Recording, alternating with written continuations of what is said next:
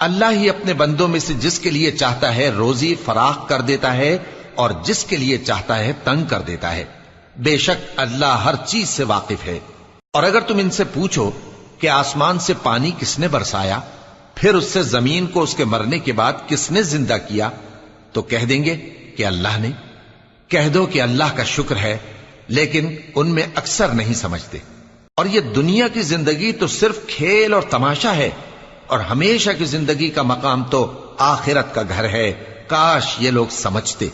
پھر جب یہ کشتی میں سوار ہوتے ہیں تو اللہ کو پکارتے، خالص کرتے ہوئے اسی کے لیے اطاعت کو، لیکن جب وہ ان کو نجات دے کر خشکی پر پہنچا دیتا ہے تو جھٹ شرک کرنے لگ جاتے ہیں، تاکہ جو ہم نے ان کو بخشا ہے اس کی ناشکری کریں اور فائدہ اٹھائیں۔